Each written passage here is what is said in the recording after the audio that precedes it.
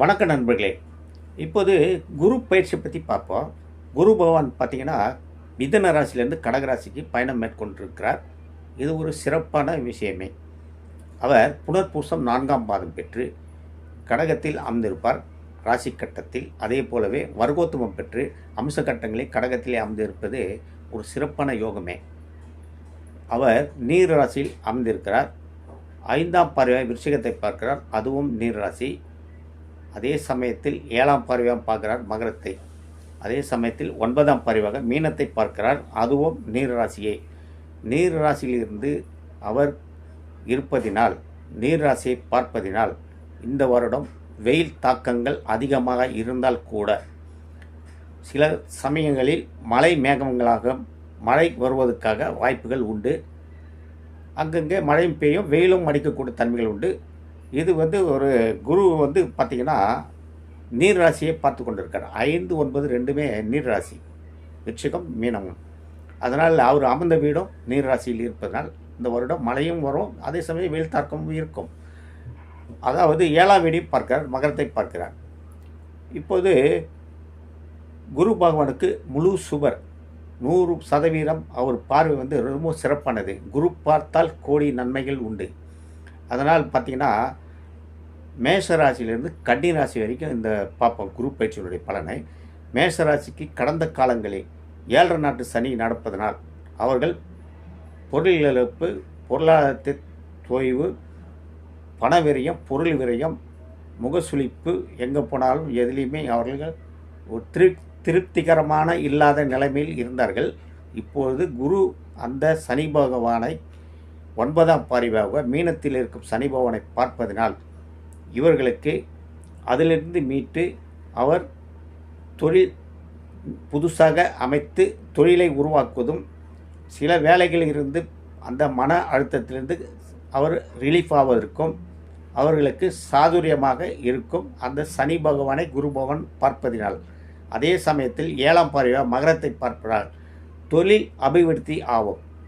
10ஆம் வீடை மேஷத்துக்கு 10ஆம் வீடை மகரத்தை பார்ப்பதினால் தொழில் முன்னேற்றங்களும் அவர்களுக்கு சாதுரியமாக அமைந்துவிடும். ஏனென்றால் கடகத்திலிருந்து குரு 10ஆம் வீட்டை பார்க்கிறார், மேஷத்துக்கு 10ஆம் வீடு. இது ஒரு சிறப்பான விஷயமே. அதே சமயத்தில் விருச்சிகத்தை பார்த்து கொண்டிருக்கிறார் 5ஆம் பார்வையாக. இவர்களுக்கு கடந்த காலகட்டங்களில் சொந்த பந்தங்கள், பங்காளி பகைகள், முகசுளிப்பு, மனக்கஷ்டங்கள் இருந்திருக்கும்.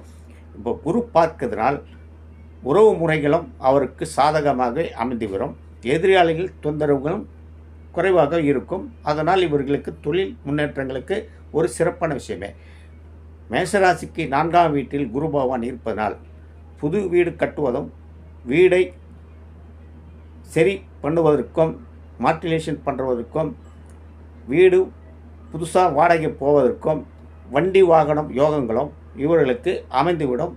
ஏனென்றால் குரு நல்ல இடத்திலிருந்து 5, 7, 9ஆம் பார்வையாகவும் பார்ப்பதனால் மேஷராசிக்காரர்களுக்கு ஒரு சிறப்பாக இருக்கும். அதே சமயத்தில் குரு பகவான் ரிஷபராசிக்கு 3ஆம் வீட்டில் அமைந்திருக்கிறார். அவர் 3ஆம் வீட்டில் அமைந்திருந்து 5ஆம் பார்வையாக விருச்சிகத்தை பார்க்கிறார். ரிஷபராசிக்கு 7ஆம் வீடு என்பதால் நண்பர்கள், கூட்டாளிகள், பழக்க வழக்கங்கள், மனைவி சார்ந்த விஷயங்களுக்கும் அவர்கள் கடந்த காலங்களில் மனக்கசப்பும், நண்பர்களால் மனக்கசப்பும் இருந்திருக்கும். இப்போது குரு பார்ப்பதனால் இவர்களுக்கு சுலபமாக நண்பர்கள், உறவு முறைகள், கலத்தரம் சம்பந்தப்பட்ட இவர்களுக்கு சாதகமாகவே இருக்கும். இது ஒரு சிறப்பான விஷயமே. ரிஷபராசிக்கு 7ஆம் பார்வையாக விருச்சிகத்தை பார்ப்பதனால் இது ஒரு சிறப்பான விஷயமே. அதே சமயத்தில் மகரத்தை பார்க்கிறார். அவர் ரிஷபத்துக்கு பாக்கியஸ்தான வீடையும் பார்ப்பதனால் இது ஒரு சிறப்பான விஷயமே. குரு பகவான் பார்ப்பதனால் இவர்களுக்கு தாமதமான சில காரியங்கள் அவர்களுக்கு இப்போது கை கொடுக்கும் ஒரு சிறப்பான விஷயமே. அதே சமயத்தில் 9ஆம் பார்வையாக சனி பகவானை பார்க்கிறார். கடந்த காலகட்டங்களில் மீனத்திலிருந்து ரிஷபத்தை 3ஆம் பார்வையாக பார்ப்பதனால் உடல்நிலை சம்பந்தமாகவே அவர்களுக்கு பாதிப்பு இருந்திருக்கும். இப்பொழுது படிப்படியாக அதனுடைய ஆற்றலில் கம்மியாகி அவர்கள் மீண்டும் பழைய நினைவுக்கு வந்து விடுவார்கள். ஏனென்றால் குரு பகவான் மீனத்திலிருந்து ரிஷபத்தை பார்ப்பதனால் அது அவர்களுக்கு உடல்நிலையிலிருந்து இப்போ மீண்டும் நல்ல விஷயமாகவே அவர்களுக்கு சம்பந்தமாகவே நடந்துவிடும். இது ஒரு சிறப்பான விஷயமே. அதே சமயத்தில் மிதுன ராசிக்கு பார்த்திங்கன்னா குரு லக்கணத்துக்கு ராசிக்கு 2ஆம் இடத்தில் இருப்பதினால் தனலாபம், பொருள் லாபம், பேச்சு ஆற்றல், திறமைகள் அவர்களுக்கு அதிகமாக இருக்கும். கல்யாண காலங்களில் இவர்களுக்கு தாமதமான சில விஷயங்கள் இப்போது கல்யாணம் அவர்களுக்கு கை கொடுக்கும். எந்த விஷயமா இருந்தாலும் அவர்களுக்கு கல்யாணம் தாமதமாக இருந்தால் இப்பொழுது அவர்களுக்கு கல்யாணத்துக்கு வாய்ப்புகள் உண்டாகும். கண்டிப்பாக அவர்களுக்கு கல்யாணம் நடக்கும். கடந்த காலகட்டத்தில் எவ்வளோ அவங்க ட்ரை பண்ணியிருப்பாங்க, அதனால் இப்போ நடக்காது. ஏன்னா இந்த டைமில் குரு நல்ல இடத்தை பார்ப்பதனால் அவருக்கு கல்யாணமும் சிறப்பாக நடக்கும். அதே சமயத்தில் 9ஆம் வீடை பார்ப்பதனால் மிதுன லக்கணத்து 10ஐ பார்ப்பதனால் சனி பகவானும் அதற்கார் குருவும் அதை இருப்பதனால் இவர்களுக்கு பொருளாதார முன்னேற்றங்களும் பணவரவும் தொழில் சம்பந்தமாகவே இவர்கள் லாபகரமாகவே நடந்துவிடும். தொழிலும் அவர்களுக்கு சீராக அமையும். இது ஒரு சிறப்பான விஷயமே. அதே சமயத்தில் கடகத்துக்கு குரு பகவான் வந்திருந்தால் இது கடக ராசிக்காரர்களுக்கு ஒரு சிறப்பான விஷயமே. ஏனென்று கேட்டால் விருச்சிக வீடு கடகத்துக்கு 5ஆம் வீடு, பூர்வீக புண்ணியமான வீடு. சில காரியங்கள் தாமதம் ஆனால் கூட இவர்களுக்கு கண்டிப்பாக அது காரியங்கள் கை கொடுக்கும், நிறைவேறும். புத்திர பாக்கியங்களால் அவர்களுக்கு லாபமே உண்டாகும். புத்திரர்களால் அவர்களுக்கு மீண்டும் ஒரு சந்தோஷமான நிலைமையில் அவர்கள் உருவாக்குவார்கள். நல்ல பிள்ளைங்களுக்கு படிப்பு, வேலை இதை மாதிரி விஷயங்களுக்கும் அவர்களுக்கு கிடைக்கும். அதே சமயத்தில் 7ஆம் பார்வையாகவே மகரத்தை பார்ப்பதனால் நண்பர்கள், கூட்டாளி, கணவன் மனைவி உறவு தொடர்புகள் இவர்களுக்கு மீண்டும் நல்ல சுலபமாக நடக்கும். அதனால் இவர்களுக்கு நண்பர்கள், கூட்டாளிகளால் இவர்களுக்கு லாபமே உண்டாகும். அதே சமயத்தில் 9ஆம் பார்வை மீனத்தை பார்ப்பதினால் கடகராசிக்காரர்கள் எதிலையும் வெற்றி, எதிலையும் சாதகமாக முடிக்கக்கூடிய தன்மைகள் உடையவர்களாகவும் வெற்றி அடையக்கூடியவர்களாகவும் அவர்களுக்கு பாகிஸ்தானத்தை பார்ப்பதனால் இது ஒரு சிறப்பான விஷயமே. அதே சமயத்தில் சிம்ம ராசிக்கு பார்த்திங்கன்னா கடந்த காலங்களில் அஷ்டமத்து சனி அவங்களுக்கு பெரிய ஆட்டி படைச்சு. இப்போது அந்த குரு பகவான் அந்த அஷ்டம சனி பார்ப்பதனால் இவர்களுக்கு இப்போது மேல் சிறப்பாக அவர்களுக்கு சாதகமே அமைஞ்சிவிடும்.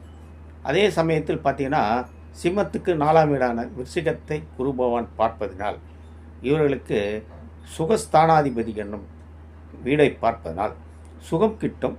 இவர்களை வீடு சார்ந்த விஷயங்களுக்கு இவருக்கு எல்லாமே லாபகரமாகவே இருக்கும். வீடு சார்ந்த விஷயங்களுக்கு இவருக்கு ரொம்ப சப்போர்ட்டாக இருக்கும். அதே சமயத்தில் 6ஆம் இடத்தை சிம்மத்துக்கு 6ஆம் இடம் மகரத்தை குரு பகவான் பார்ப்பதனால் 7ஆம் பார்வையாகவும் கடந்த காலங்களில் இருந்த நோய் நொடி பிரச்சனைகள் அவர்களுக்கு இப்போ சுலபமாக இருக்கும். எதையும் சாதுரியமாக முடிக்கக்கூடிய தன்மைகள் உடையவர்களாகவும் அமைந்துவிடும். குரு பகவான் மகரத்தை பார்ப்பதனால் சிம்மத்துக்கு 6ஆம் வீடு. அதே சமயத்தில் அஷ்டம சனியும் பார்ப்பதனால் இவர்களுக்கு புதுவிதமான ஒரு முன்னேற்றங்களும் இவர்களுக்கு மன உளைச்சலும் அதிலிருந்து மீட்டு சிறப்பாக ஆற்றல் பண்ணக்கூடியவராகவும் இருக்கும். இப்போது கன்னி ராசிக்கு பார்த்திங்கன்னா குரு பகவான் ஸ்தான மூலம் 11ஆம் வீட்டில் குரு அமைவது ஒரு சிறப்பான ஒரு யோகமே. இந்த கன்னி ராசிக்காரர்களுக்கு பார்த்திங்கன்னா அவர்களுக்கு கண்டச்சனி இருக்கின்றது. கண்டச்சனி இருக்கின்றதனால் குரு பகவான் அதை 9ஆம் பார்வை அந்த சனி பகவானை பார்ப்பதனால் அவர்களுக்கு எதையும் சாதகமாக அமையக்கூடிய எதையும் நண்பர்கள், கூட்டாளி, உறவு முறைகள் இவர்களுக்கு நட்பாகவும் சாதகமாகவே அமைந்துவிடும். ஏனென்றால் கண்டச்சனியை குரு பகவான் பார்ப்பதனால் 9ஆம் பார்வையாகும். அதே சமயத்தில் கன்னிக்கு 3ஆம் வீடை பார்ப்பதனால் விருச்சிகத்தை அது பார்த்திங்கன்னா எந்த காரியத்திலும் முடிக்கணும், செய்யணும், அதை மாற்றி ஆல்ட்ரு பண்ணி அதை சிறப்பாக முடிக்கக்கூடிய தன்மையும் வீரியங்களும் அதிகமாக இருக்கும். ஏனென்றால் குரு 3ஆம் வீடை பார்க்கிறார், விருச்சிக வீடை. இவர்களுக்கு எதையும் முடிக்கணும் என்ற ஒரு வைராக்கியமும் ஒரு சிறப்பும் அவங்களுக்கு கண்டிப்பாக இருக்கும். அதே சமயத்தில் குரு பகவான் 5ஆம் வீடை பார்க்கிறார். கன்னிராசிக்காரர்கள் புத்திரர்களால் லாபம். புத்திரர்களுக்கு அவர்களுக்கு படிப்பு, வேலை அது சம்பந்தமாகவே அவர்களுக்கு நல்லா அமையும். புத்திரர்களுக்கும் புத்திரர்களால் இவருக்கு லாபம் உண்டு. பூர்வீக புண்ணியமும் உண்டு கன்னிராசிக்காரர்களே. அதே சமயத்தில் 9ஆம் பார்வையாகவும் மீனத்தை பார்ப்பனால் அந்த கண்டச்சனியினுடைய தன்மையை சிறு சிறு அவருக்கு கம்மியாகி அந்த சாதகமாகவே உண்டாகும். நண்பர்கள் கூட்டாளி உறவு முறைகளில் அவருக்கு சம்பந்தம் தொடர்புகள் உண்டாகி சிறப்பாக இருப்பார்கள் கன்னிராசிக்காரர்கள். வணக்கம் நண்பர்களே.